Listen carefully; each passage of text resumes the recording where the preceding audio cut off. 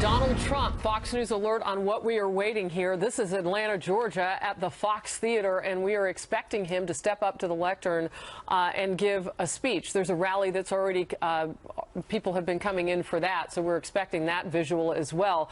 But here's why we're watching so very carefully. After President Obama again, and he has done it more than a few times, launched against Donald Trump yesterday in what some are calling a tirade, a tantrum about the uses of the words radical Islamism and so much more. The president ripped into the presumptive Republican nominee in that speech that critics, again, are questioning whether or not that was even leadership by President Obama for his response to the Orlando terror attack. He's rejecting calls to describe Muslim terrorists as radical Islamists. Here's a recap. Watch. It's a political talking point. It's not a strategy.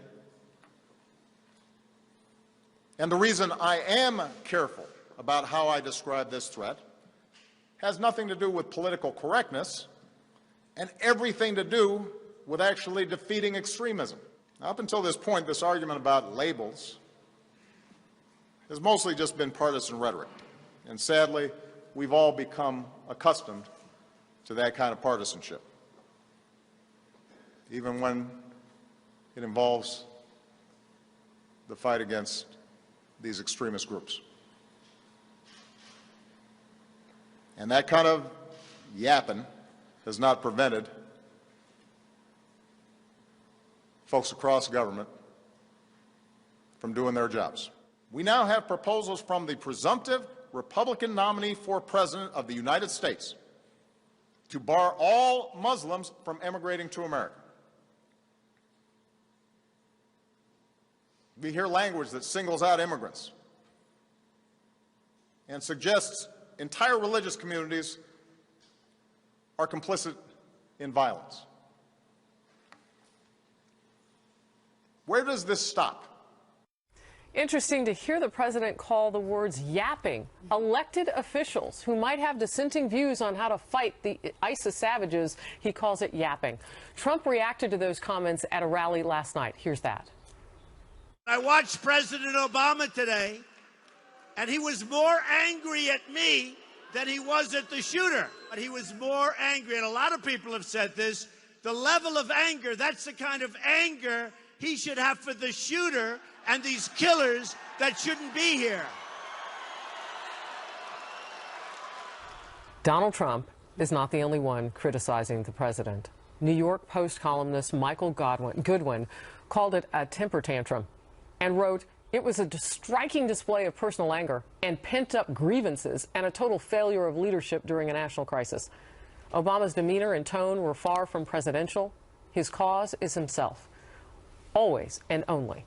America saw Barack Obama at low tide yesterday, revealed as brimming with fury and bankrupt of ideas and even sympathy for the dead." End quote. Jedediah? Yeah, there's an opportunity here for Donald Trump because there's a huge vacuum. We have no presidential commentary right now. President Obama looked like a campaigner. He looked like he was going after his political opponent instead of being a president and calling for the nation to come together. I would encourage Donald Trump to not stoop to that level and to actually provide what's missing here, which is some unity, and look presidential, because you have our president now who he does look like he's throwing a tantrum. He looks like he's on the campaign trail, and it's embarrassing, honestly, because in times like this, no matter where you stand on the political spectrum, you want to be able to look to your president and say, you know what?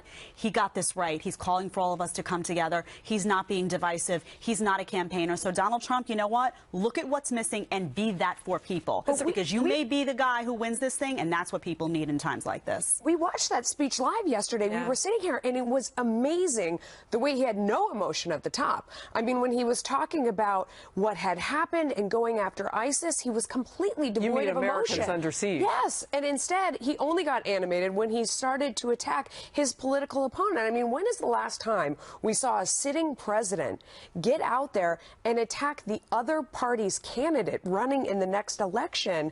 I mean, it just is beneath him. It should be. And all right, so one of the things that was happening, you were watching on your phone Hillary Clinton giving a speech while we were carrying President Obama. And thank you for bringing that up, because I want to run this by you, Judge, because Ambassador John Bolton was our #OneLuckyGuy sitting in your chair yesterday. He just tweeted out a few moments ago, as we do await these remarks by Donald Trump, he tweeted out, criticizing political opponents at a time when we need to focus on protecting the nation is beneath the dignity of the office of the president. He suggested, Judge, while he was sitting there yesterday, speaking of Hillary Clinton, said this would be an opportune time for her to diverge, to separate herself from the president and put out a more powerful message against the enemy. But would she even be willing to do that? So before you speak up, I want to show everybody that that's exactly what didn't happen. That somehow or another, they were singing off the same song sheet. She had the day before mentioned the words radical Islamism, but it was disingenuous. Watch this. So there's no magic to the phrase radical Islam. It's a political talking point. It's not a strategy. He is fixated on the words radical Islam. Now, I must say I find this strange. Is Donald Trump suggesting that there are magic words that once uttered will stop terrorists from coming after us? All right, so she mentioned them the day before, but then they somehow got together. Yeah, I have a feeling that part of his anger might have been the fact that she deviated from what has been a unity between the two of them about not making anything of those magic words, as he calls them. The one thing that struck me was the difference between the speech he gave when Americans were slaughtered, basically, with terrorist ties, and the difference with other presidents who have given speeches when Americans have been attacked. Even George Bush, everybody remembers the speech he gave over by the fire truck after 9/11, a very powerful presidential speech that moved people. This was a speech that sounded like a child complaining. And the whole idea of the not using the words radical Islam, even Democrats are pulling away from that and going, why? He has no problem. I understand his theory, and I totally disagree with it, that, oh, if we use those words, we're maligning all Muslims because of a very small percentage. Well, guess what? He has no problem saying that these people are mentally ill, and they are, and we all agree with that. But you're maligning all the mentally ill, 99% of which would never do anything like this, and he knows that that doesn't make a difference, that you say this individual's mentally ill. The public is not going to go, oh, my God, we have to worry about people who have mental illness, and it's the same with But if he really Islam. thought it were just mental illness, why did he then launch into his diatribe yesterday about all the things he's going to do against ISIS? Because he I mean, clearly there's some connection there. Honestly, I think his anger this is projecting his anger from something else. It wasn't about this, because his diatribe, I think his anger is better placed on the fact that he has ignored the recommendations of generals over and over again throughout his entire term, and Americans are dying. They're dying because he has decided what his policy is going to be in dealing with ISIS, and the policy is I'm just going to ride this out and let somebody else be the wartime president, because I got the Nobel Peace Prize. All right. Well, we will come back to that as it makes news today. No doubt it is our breaking news story, what happened in Orlando. But this is also happening. We're keeping an eye on Donald Trump stepping up to the lectern. So he had an answer back. And what will it be to the president taking him on yesterday? Atlanta, Georgia, the Fox Theater. When Trump steps up, we'll bring it to you live. Now, I have to talk about this for just a little while because of the horrible situation that we all just saw and saw so vividly. But we have to talk about it, and then we're going to get on to other things. But it's so important because I've been talking about it for a long time. And I've been saying it's going to happen. And I hate to say it again, but it's going to happen again and again and again because we're not doing what we have to be doing. It's going to happen again and again and again. And we are not doing what we're supposed to be doing. We are taking in thousands of people into our country. We have no idea where they come from. We have no idea who the hell they are. We know they believe in certain things that we don't want to believe in. You know, I said the other day, and I said it very strongly, I have great respect for women. If you look at what Hillary Clinton has done, I have tremendous respect.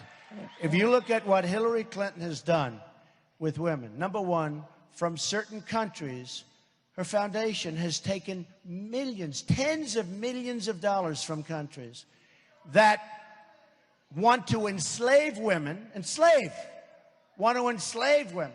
As far as the gay community, they kill gays. And she's taking money in. And now she wants to allow them to come into our country pretty much unvetted, because every law enforcement person that I've spoken to and that you watch and that you read is saying it's very hard, if not impossible, to check out people. There's just no papers. There are no papers. And yet you see this great migration, which is a horrible thing to watch. And by the way, I have a heart as big as anybody else. We have to build safe zones over there. And we have to take care of people. Let's build safe zones, but build them over there. Build them in Syria. Build them in places over there.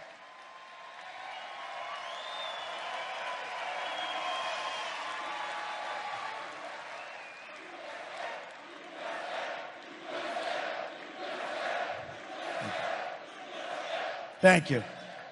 We have to build safe zones. We have to work, you know, it's humanity. It's humanity. But we have so many problems here. But we build safe zones over there, and now here's where the deal-making comes in, or whatever you want to call it. We have to get the Gulf states to pay for it. They have tremendous amounts of money. They're not doing much, and it's their territory, and we have to get them to pay for it. We have to get them to pay for it. We owe $19 trillion right now. We owe $19 trillion right now. We have Hillary wants to bring people in, spend billions and billions of dollars on bringing people in. As to whether they assimilate or not, you make the decision. But assimilation has not been exactly a positive factor. So she wants to spend all of this money, and her increase on bringing these people in is 550% more than Obama, who doesn't have a clue. He doesn't know what he's doing, okay? He doesn't know what he's doing. Very sad. It's very sad. So when you look at Sharia, and you look at the beliefs of Sharia, and it's called execution for things that you would say are like standard parts of life, what they do to people. And we have people coming in, and do not kid yourself, that's what they believe, that's what they want, that's what they practice, and we're taking these people in. We have to stop, on a temporary basis at least, but we have to stop people from pouring into our country. We have to stop it. Until we find out what the hell is going on.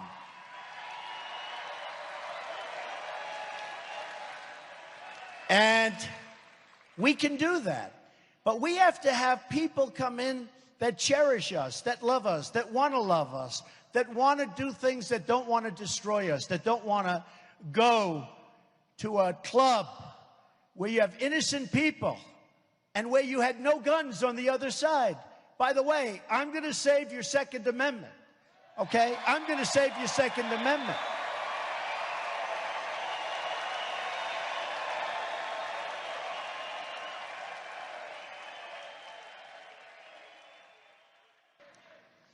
We're trying to be nice. We have a president who wants to be so politically correct that he doesn't want to use the term radical Islamic terrorism. Doesn't want to use it. He gives a speech yesterday, a long speech that at the end of it, nobody knew what the hell he was talking about. Nobody knew. He's trying to justify why he won't use, and he said radical Islam, because he didn't want to use the word terrorism, if you notice.